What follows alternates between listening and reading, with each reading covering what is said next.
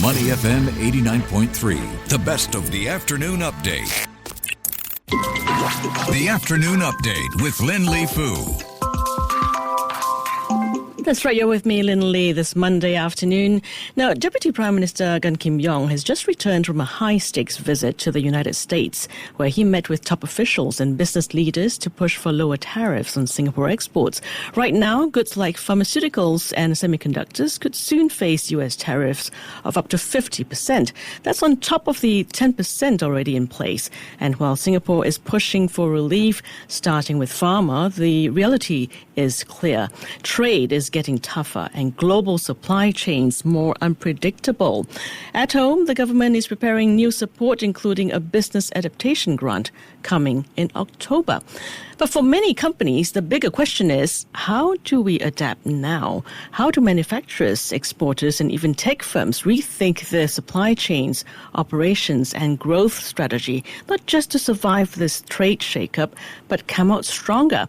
That's what we'll be diving into today with Chua Soon Ghee, Senior Partner at global consultancy Kearney and a trusted advisor to business leaders navigating change across Southeast Asia. Soon Ghee, great to have you with us today. Thank you for having me on. Now, let's start with the big picture. We're seeing a clear shift in global trade dynamics, from tariff escalations to supply chain realignments. What's your view on how this is impacting companies in Singapore and the broader region? Well, I think the first point I want to make is that while some companies are hoping that this is just a transition and a temporary situation, it is very clear to us that it's no longer business as usual, and the tariffs are likely to be here even after this administration is over. And the reason for that is that tariffs is now a new form of government funding model. And what is even worse is if other countries follow suit and also start putting up barriers to imports as we move towards a more deglobalized world. So while many firms are scrambling to deal with the immediate impacts of tariffs, which is around potentially finding lower cost locations to source from, as well as dealing with the cost down requests from their customers and having to also deal with a potentially lower demand, I think the more enlightened companies we are seeing are planning for much larger changes to their operating and business models going forward in response to a very different world that we'll see for the next at least 1 or 2 decades going forward. So you're saying it's not going to be temporary, it is basically a structural shift. So what kind of long-term strategic response does it require? Well, I think for many companies, it will require a change in, at a minimum, their operating model. Mm-hmm. So, for example, in the past, the simple operating model is to manufacture in China and export to the US or the Western world. That is disappearing. There's a lot more diversification needed of your supply chain out of China into Asia, Southeast Asia, other parts of the world for exports to the US or the developed world. So diversification of the supply base is needed. Mm-hmm. There's also a need for a diversification of your customer base. So if your customers are primarily in the US, I think it would be foolish not to try to diversify and find new customers in other parts of the world, because the US, as I said, the tariffs are here to stay, which would mean that it's likely in the long term that the demand from such customers is likely to taper down relative to other parts of the world. This may also require changes in your business model as well. Okay. Soon Ghee, from what you know, is this already happening, and in which sectors? It is already happening. I think the more public and visible ones are what you're hearing from companies like Apple, right? So Apple is ramping up their production capabilities in India, and earlier it was in Vietnam. This is a shift that will take multiple years because you cannot just very quickly shift your production capacity from one country to another, but the shift is already happening. You are also seeing that multinationals, companies such as Siemens, Unilever, they are further localizing or regionalizing their operations, because going forward, there is an emphasis on diversifying not just your supply base, but also diversifying your customer base and being a lot more responsive to local needs. Okay, so diversifying suppliers, I suppose shifting from one source of dependency, no longer about being lean, but about being flexible. That is correct. Being flexible and being very, very responsive, because tariffs could shift at any point in time. And this is also building on the theme of supply chain resiliency, which many companies and countries were going through during the COVID period. And then after that, subsequently, the supply shocks that we saw in the system that hit multiple sectors. Okay, let's talk about the various sectors. For semicon players, what's the one supply chain move they should make now? I think for semicon player, there are a few things that we have already observed. So because of the US-China geopolitical conflict, many of them have set up or structured their operating models such that their China operations is mainly to serve the China market, while the rest of the world serves, the rest of the non-China market. So that's one important move, because that has implications for supply chain as well as for the customer base and how you structure your organization and your operations. In addition, obviously they have been diversifying their supply base to other parts of Asia, particularly in Southeast Asia. But even then, I think we need to watch that very carefully, because if you look at some of the agreements with Vietnam and other Southeast Asia countries coming in, the U.S. is also targeting transshipment, particularly from China. And the U.S. is also very sensitive about semiconductor exports that could potentially be routed to China. So there'll be a lot more scrutiny, not just on tariffs, but also on the destination and the origination of products that's related to the semiconductor and the electronics sector. Okay, before we talk about how Singapore can stay relevant in this shift, I'd like to know, where are the hidden bottlenecks in terms of advanced manufacturing most CEOs are not seeing? I think in terms of the hidden bottlenecks, the fact of the matter is that when it comes to, say, semiconductor, as you know, a large part of the supply right now of the most advanced nodes comes from Taiwan due to TSMC, as well as larger parts of North Asia through the likes of Samsung or SK Hynix on the high bandwidth memory portion. So that is a geographic region whereby if something happens to that part of the world, then you could see a semiconductor supply bottleneck that happens. So I think that's why I think there is also a lot of attention being paid on to geopolitics that's happening, because geopolitics could constrain and put some barriers into the movements of semiconductor goods as well. Okay, I'd like to go back to what you mentioned about earlier, the Asian, or rather Southeast Asian nations becoming more central in global supply chains.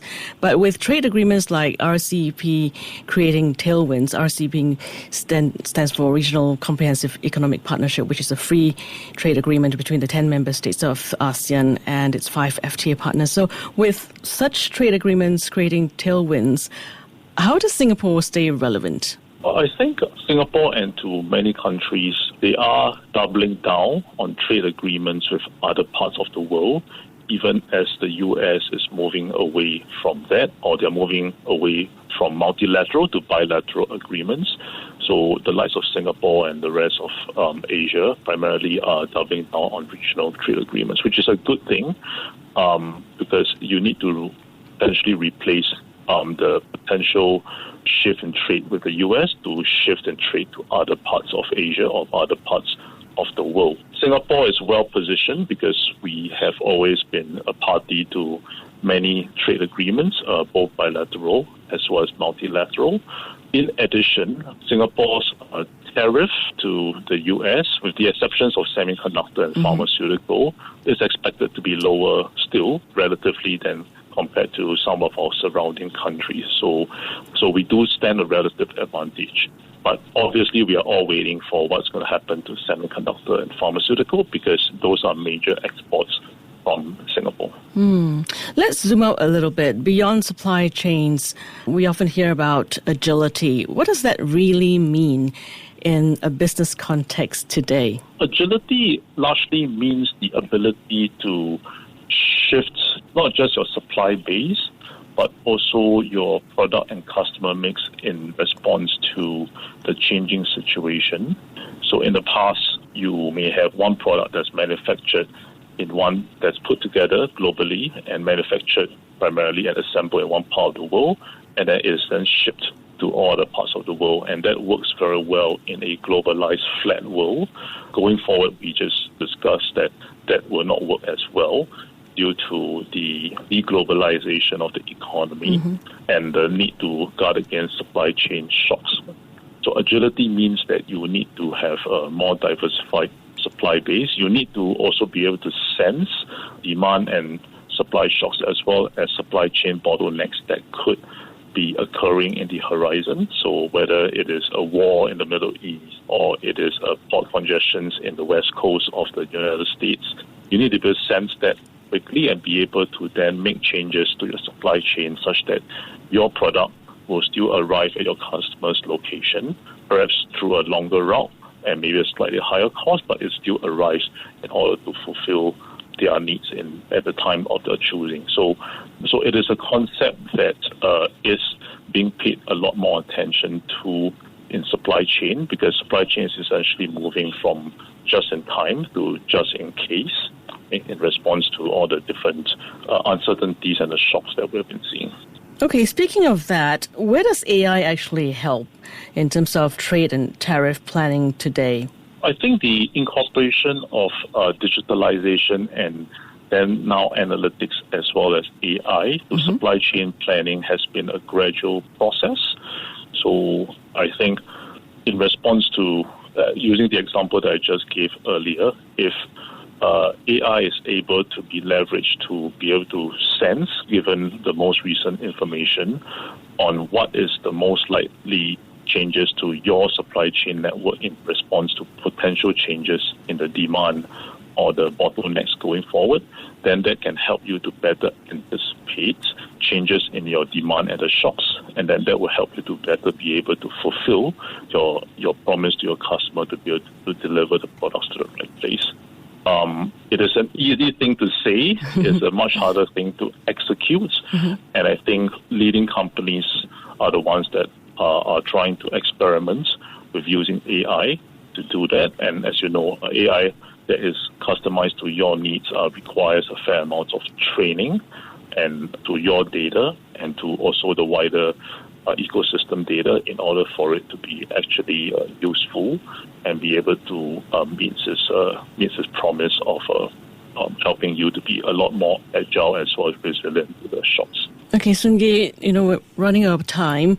We also have to talk about Singapore's Business Adaptation Grant, which is on the horizon. What kinds of transformation should companies be prioritizing to make full use of that support?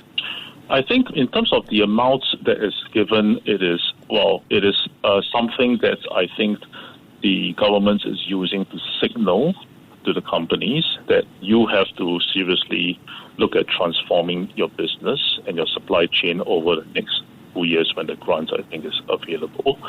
And this is also a signal that this is not just a temporary, transitory thing that you're seeing, but it is something that's very fundamental. I think it is quite an innovative approach. It is a signal to the market. Companies should be looking at it as a way to defray their cost of transformation of their supply chain and as well as the business model. But I think the starting point is that they themselves need to have the conversations with their shareholders and their stakeholders about what is the new reality that they're operating in, what changes are needed with regards to their business model, and then how can things like government grants and government support can help to support their journey of transformation. Okay, and before we let you go, if you had one piece of advice for Singapore business leaders facing this wave of uncertainty, what would it be? Well, I think my one piece of advice would be that the world has changed, And typically the hardest thing to change is your mindset. So you have to change your mindset, because otherwise you are not going to be able to compete in the changed world. And that means that you need to be relooking at not just your supply chain, but also your whole operating a business model. What products you're building, what products you're designing, are you serving the right customers in the right location? Should you be looking at M&A as a way to gain access to new capabilities? Should you be offloading or selling off parts of a business that may not fit into the new global reality? So I think companies should take this change pretty seriously and recognize it as a long-term structural change rather than a short-term transitory change. Okay, so don't just react, but prepare ahead of time.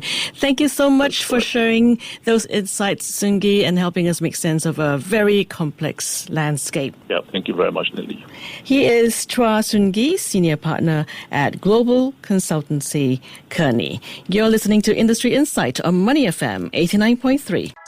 To listen to more great interviews, download our podcasts at audio.sg or download the audio app. That's AWEDIO, audio at the App Store and Google Play.